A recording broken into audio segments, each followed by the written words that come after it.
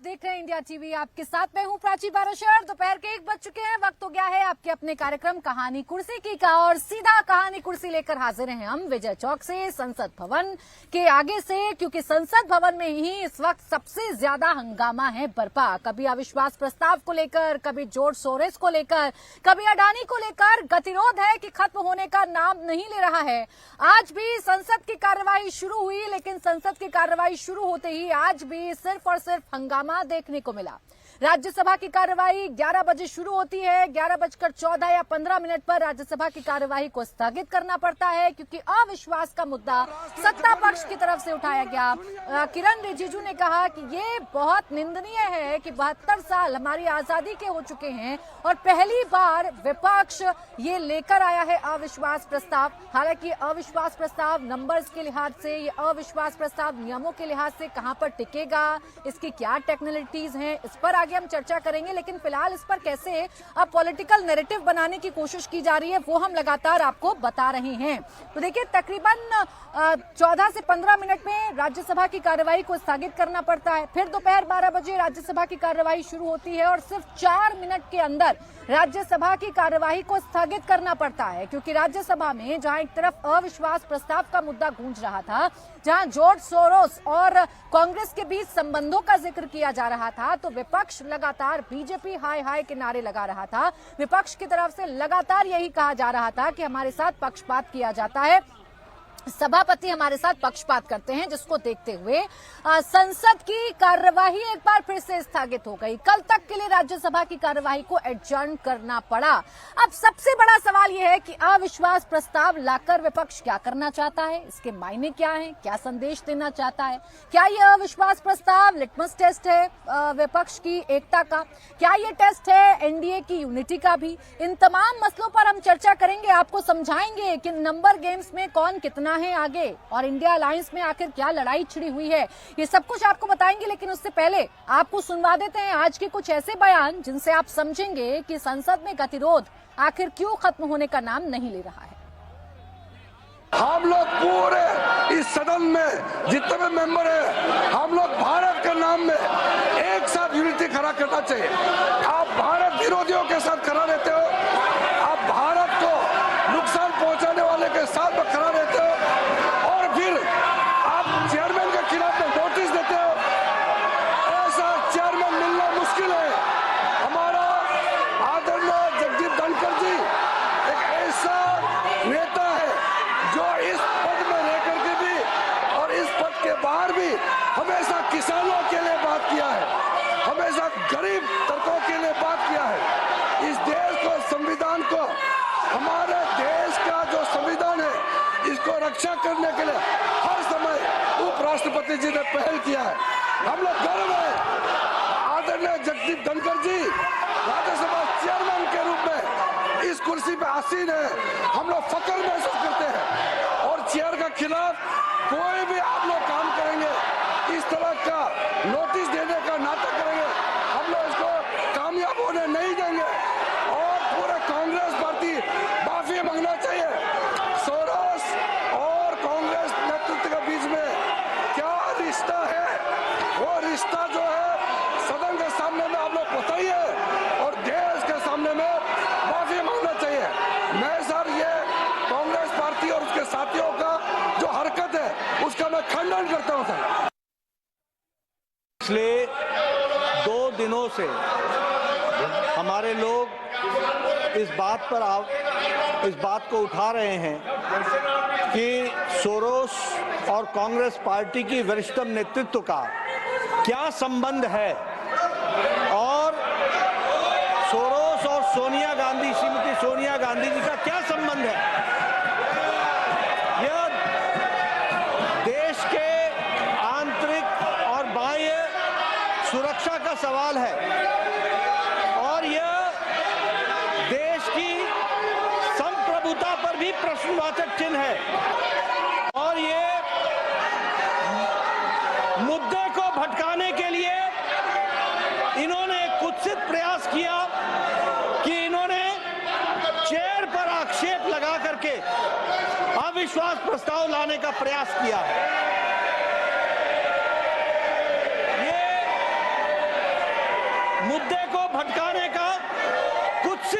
विश्वास है कि संप्रभुता पर जो खतरा है, आंतरिक और बाह्य सुरक्षा पर जो खतरा है, और जिसमें कांग्रेस पार्टी का योगदान है, ये टूल बन करके, औजार बन करके उनका साथ दे रहे हैं, इस पर चर्चा होनी चाहिए। इन्होंने चेयर की कभी रिस्पेक्ट नहीं की है, चाहे हाउस के अंदर हो चाहे हाउस के बाहर हो।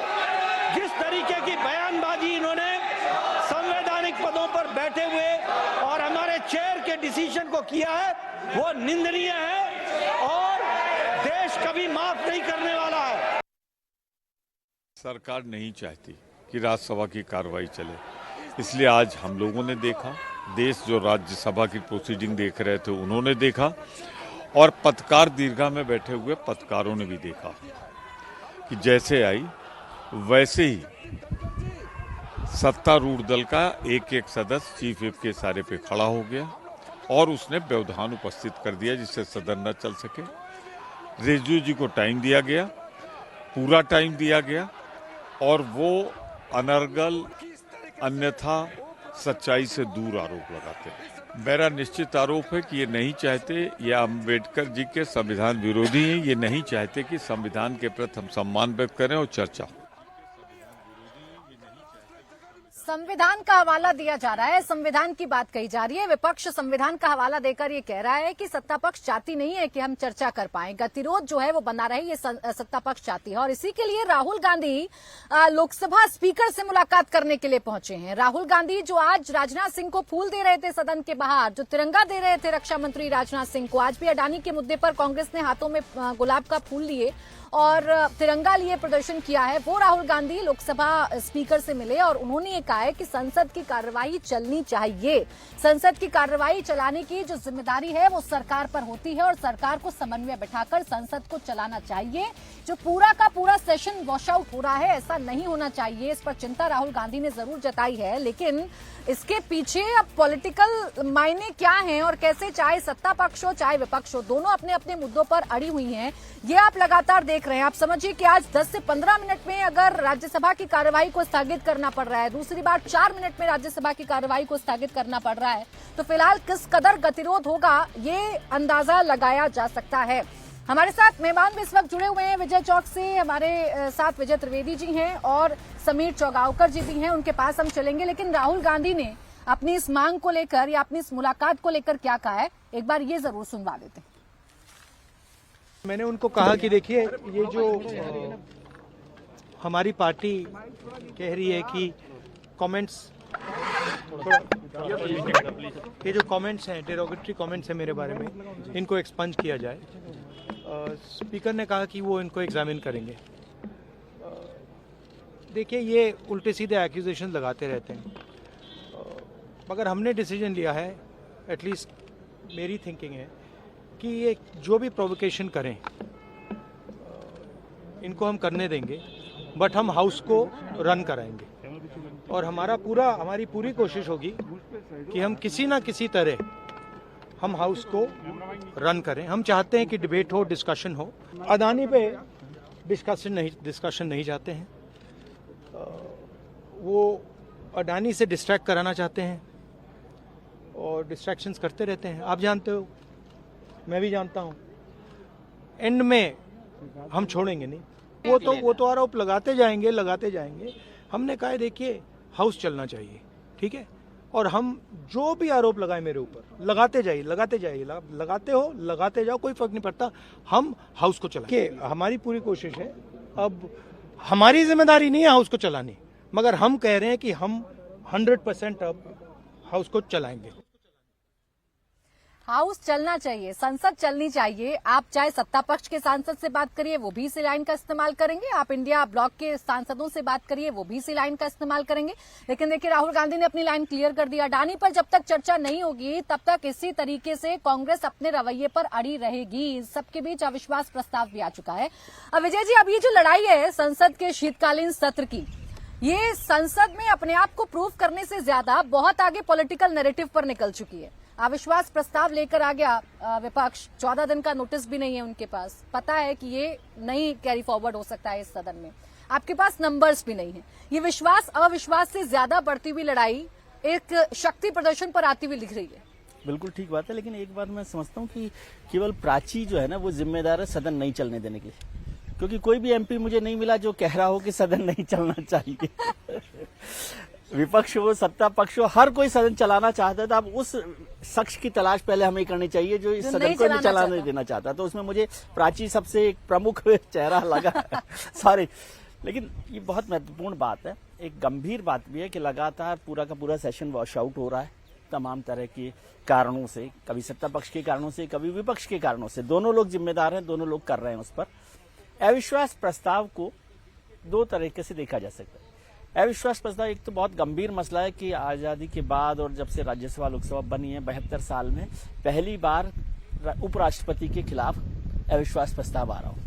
हालांकि इससे पहले सितंबर 2020 में जो हमारे वाइस चेयरपर्सन थे हरिवंश जी, उनके खिलाफ भी अविश्वास प्रस्ताव लाया गया था, लेकिन उससे खारिज कर दिया गया, वो हुआ नहीं था, वो नहीं चला था। अब ये पहली बार है कि उपराष्ट्रपति के खिलाफ हो रहा हो।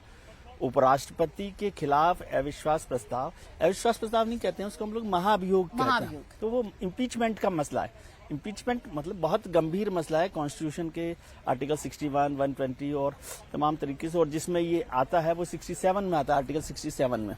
तो उसमें इसका जिक्र किया गया है। विपक्ष को जैसे आपने भी जिक्र किया कि उसके पास नंबर नहीं है, 84, 88 है। अभी हाउस की जो प्रेजेंट स्ट्रेंथ है राज्यसभा की वो 231 है। हाँ। तो मतलब 116 वोट उनको चाहिए पास कराने के लिए, वो भी तब जब पूरा इंडिया ब्लॉक साथ रहे, उसके बाद 116 लोग उनको चाहिए। 84 अभी उनके पास हैं, 4-5 और 11 लोग ऐसे हैं जो कहीं भी नहीं है, तो उनको भी जोड़ लें तो 95 होते हैं। लेकिन ये मसला अविश्वास प्रस्ताव को पास कराने का नहीं है, ये उनको पता है।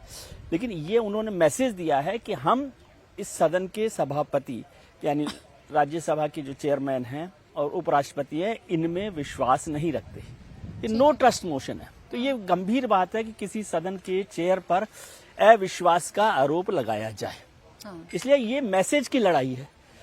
दूसरी लड़ाई इस तरह से भी देख सकते हैं कि क्या विपक्ष, जिसमें आज नेतृत्व को लेकर झगड़े हो रहे हैं, तमाम तरीके झगड़े हो रहे हैं, तो क्या उस पर आप चर्चा करें, उसको ये बताने के लिए कि हम यूनाइट हैं। आज 60 से ज्यादा लोगों ने, बताया गया 71 लोगों ने उस पर साइन कर दिया, इंडिया ब्लॉक के सारे लोगों ने। तो इसका मतलब ये बताने के लिए कि भाई हम शक्ति के तौर पर एकजुट हैं, यूनाइट हैं और हमें बांट नहीं सकते। एक ये कोशिश है। सरकार का जो रवैया है मैं उसे हैरान करने वाला मानता हूँ। जिस तरह से संसदीय कार्य मंत्री कह रहे हैं वो ठीक है, उनका काम ही है कि चेयर को बचाएं और सरकार को बचाएं। लेकिन ये वक्त है कि जब सरकार में से जो सीनियर लोग हैं या सदन के जो नेता हैं, सदन के नेता ही बहुत सीनियर लोग हैं, जेपी नड्डा साहब हैं, पार्टी के प्रेसिडेंट भी हैं, केंद्रीय मंत्री भी हैं, उनको इसमें इंटरवीन करना चाहिए था। और सरकार के अलावा विपक्ष के जो नेता हैं, खरगे साहब वहां पर एलओपी हैं, वो भी सीनियर लीडर हैं, उनके साथ बातचीत करके, तो बातचीत कहाँ तीखी हाँ, तो बहस हो वो रही है। उसके बाद, क्योंकि ये नड्डा है साहब ना, भी आज बोल रहे मैं थे। बताऊं आपको, नोटिस चला जाए पास नहीं होगा तब भी किरकिरी सरकार की होगी। हाँ। इसको आप समझना चाहिए, विपक्ष की कोई किरकिरी नहीं हो रही। तो सरकार को कोशिश करनी चाहिए कि इस पर इंटरवीन करके इसको नहीं लाया जाए। प्रधानमंत्री से आज किरण रिजिजू जी ने अपडेट दिया है उनको।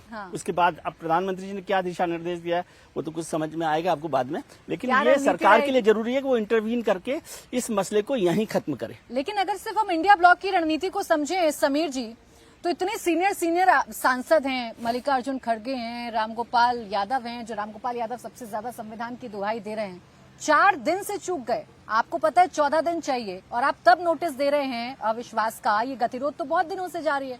मुझे याद है पहली बार जो तीखी बहस हुई थी वो 8 अगस्त 2024 को मानसून सत्र के दौरान हुई थी, जब विनेश फोगाट का मुद्दा मल्लिकार्जुन खड़गे उठाना चाह रहे थे और उनको रोक दिया गया था।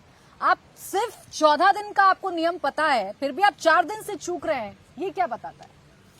देखिए, ऐसे बता रहा है कि विपक्ष किस तरीके से काम करता है। कोई प्लानिंग नहीं होती, कोई स्ट्रेटेजी नहीं होती, कोई मुद्दा नहीं होता। आज राहुल गांधी ओम बिरला लोकसभा में स्पीकर से मिलने गए और मांग की कि हम सदन चलाना चाहते हैं।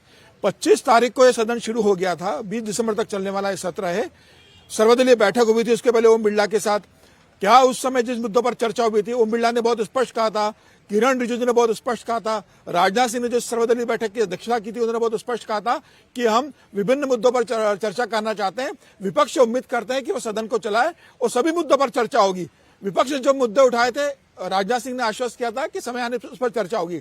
लेकिन राहुल गांधी से अडानी का मुद्दा लेकर बैठे और बोले कि जिस दिन सदन शुरू होगा उसी दिन से अडानी पर हम चर्चा करना चाहते हैं। राहुल गांधी और कांग्रेस का ये तय था कि वह सदन नहीं चलने देना चाहते थे। देखिए 10 साल बाद 2014, 2019 के बाद 2024 में कांग्रेस को विपक्ष का नेता बनने लायक सीटें मिली है और आज विपक्ष के पास एक विपक्ष का नेता है। 99 सांसद कांग्रेस के हैं, विपक्ष भी आज बहुत मजबूत स्थिति के अंदर है। 234 करीब उनके यहाँ सांसद अगर इकट्ठा देखा जाए तो क्या विपक्ष के पास एक बहुत अच्छा अवसर नहीं था कि वो सरकार को विभिन्न मुद्दों पर घेर सके? उन्हें अगर लगता है कि मणिपुर पर सरकार काम नहीं कर पा रही तो मणिपुर का मुद्दा उठाते। संबल का एक मुद्दा था जिसपे उन्हें लगता कि योगी आदित्यनाथ का कानून लॉ एंड ऑर्डर फेल हो गया है या किसी एक वर्ग के खिलाफ कार्रवाई हो रही है तो उस पर चर्चा कर सकते हैं। राहुल गांधी संभल जाने की कोशिश करते हैं लेकिन सदन में चर्चा संभल पर करना नहीं चाहते। विपक्ष का ये जो रवैया है लगातार कि लोकसभा में और राज्यसभा में किसी भी तरह से बाधित करो। देखिए 2.5 लाख रुपए पर मिनट का खर्चा सदन चलाने के लिए जनता के टैक्स पेयर से ये पैसा खर्च होता है। जनता ने आपको चुनकर भेजा है संवाद करने के लिए और सार्थक चर्चा करने के लिए। जनता का मुद्दा उठाना छोड़कर आप सिर्फ ये चाहते हो कि सदन ना चले और उसके लिए आप तमाम तरह के हथकंडे अपनाते हो।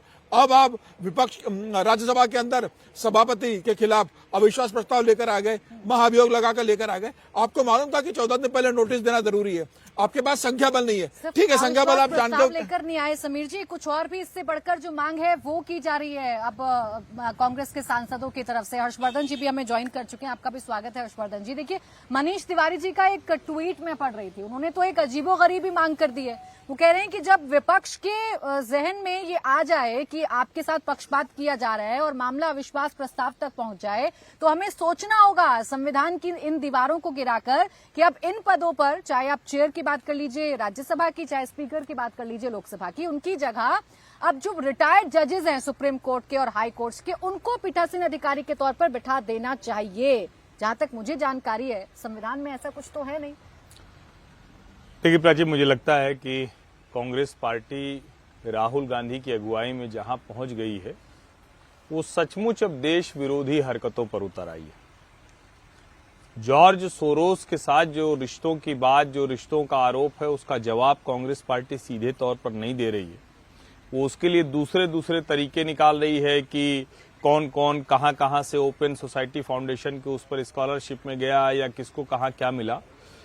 अब वो काम मनीष तिवारी सुझाव दे रहे हैं जो इस देश के संविधान की आत्मा पर सीधा सीधा चोट करना है। जुडिशरी का अपना काम है, न्यायपालिका का अपना दायरा है, लेकिन क्या कोई न्यायाधीश, क्या कोई जज, और फिर यही मनीष तिवारी क्या इलाहाबाद उच्च न्यायालय के न्यायाधीश शेखर यादव को पीठासीन अधिकारी के तौर पर बैठाना पसंद करेंगे? क्या यही मनीष तिवारी जो अलग अलग जजेज हैं, जो अलग अलग निर्णय देते हैं, और तो छोड़िए अभी चीफ जस्टिस ऑफ इंडिया जो अब रिटायर हो गए DY चंद्रचूड़, जो एक समय में उनके प्रिय थे, क्या अब उनको पसंद करेंगे? लोकतंत्र में न्यायाधीश हो या कितना भी बड़ा नेता हो वो नहीं तय करता है। कौन तय करता है? We the people of India, जो कॉन्स्टिट्यूशन में सबसे महत्वपूर्ण होता है। और ये जो मनीष तिवारी ने सुझाव दिया, पता नहीं, बड़े वकील हैं वो, लगातार सांसद बन रहे हैं, इस बार भी ईश्वर की कृपा से चंडीगढ़ से जीत गए हैं, उसके बाद इस तरह की बात कर रहे हैं। पीठासीन अधिकारी कांग्रेस पार्टी के मत का नहीं हो, कांग्रेस पार्टी के पक्ष का नहीं हो, तो आप जज को संसद में बिठा देंगे। जज की बड़ी महत्वपूर्ण भूमिका होती है, न्यायाधीशों का बड़ा सम्मान है, सर्वोच्च न्यायालय से लेकर जो निचली अदालतें हैं उन सब का बड़ा सम्मान है, लेकिन संसद से ऊपर न्यायालय नहीं, कोई नहीं हो सकता। और ये जो रिटायर्ड जजेज या जजेज को लेकर जो खेल खेलने की कोशिश समय समय पर की जाती है, ये देश के संविधान पर सीधा सीधा चोट है। और इस संसद को जिसके सामने हम लोग खड़े हैं उसकी गरिमा को कम करने की कोशिश है। संविधान सभा में जब हमारे फाउंडिंग फादर्स डिबेट कर रहे थे तो उनको इन सब बातों का ख्याल था और इसीलिए बहुत स्पष्ट तौर पर उन्होंने सबकी भूमिका तय की है, सबके बारे में लिखा हुआ है। आप अविश्वास प्रस्ताव सिर्फ और सिर्फ इसलिए ला रहे हैं क्योंकि गांधी परिवार इस तरह से पहली बार आरोपों के घेरे में आया है। हाँ। सिर्फ और सिर्फ इसलिए। और देश को यह बात पता होना चाहिए, राहुल गांधी अडानी अडानी चिल्लाते हुए किसी भी मुख्य मुद्दे पर बात करने को तैयार नहीं। एक भी मुद्दा, क्या उन्होंने बेरोजगारी के मुद्दे पर अभी तक कोई चर्चा कराई है क्या? वो तो कह रहे थे कि देश में बेरोजगारी बढ़ गई है, चारों तरफ नौजवान सड़कों पर है, सब उद्वेलित हैं। कहां चर्चा हुई क्या? महंगाई की बात वो करते थे, बीच बीच में डालते हैं कि इस समय में दूध इतने का मिलता था, ये इतने का, सोशल मीडिया पर डालते थे। संसद जहां के लिए आपको चुनकर भेजा गया है वहां आपने इसकी बात की क्या? और मुझे तो ये लगता है, देखिए सत्ता पक्ष के लिए तो बहुत अच्छी स्थिति है, सत्ता पक्ष को अभी जनता ने जनादेश अपना मैंडेट दिया है, उस आदेश के साथ वो वहां पहुंचे हैं। हाँ। अब विपक्ष इस तरह से जो जनता की इच्छा होती है कि सत्ता पक्ष पर आप लगाम लगाएं, किस पर? जनता के हितों से जुड़े मुद्दे पर, उस पर आप बात करते हुए दिखे। जब आप वो बात करते नहीं दिख रहे हैं तो जनता को भी लगेगा कि अरे हमने कहीं और गलती तो नहीं कर दी, अगली बार हो सकता है कि इनके लिए वो विश्वास और कम हो जाए। आप जो ये कह रहे हैं कि इसके पीछे बहुत सारी वजह समझ में आती हैं। एक तो गांधी परिवार पर कई गंभीर आरोप लगाए जा रहे हैं और दूसरा ये कि इंडिया अलायंस में राहुल गांधी की लीडरशिप को लेकर गंभीर प्रश्न खड़े हो गए हैं और अब जो क्षेत्रीय दल के बड़े बड़े नेता हैं वो आकर अपनी दावेदारी पेश कर रहे हैं। पहला दावा ममता बनर्जी ने पेश किया, जिनको समर्थन इंडिया अलायंस के बाकी बड़े नेताओं की तरफ से दिया गया। तो इस मुद्दे से भी कहीं ना कहीं ध्यान भटकाने की कोशिश है, इसलिए हंगामा चल रहा है। अडानी का मुद्दा हो, अविश्वास प्रस्ताव का मुद्दा हो, संविधान का मुद्दा हो, ये सब कुछ कांग्रेस की तरफ से उछाले जा रहे हैं।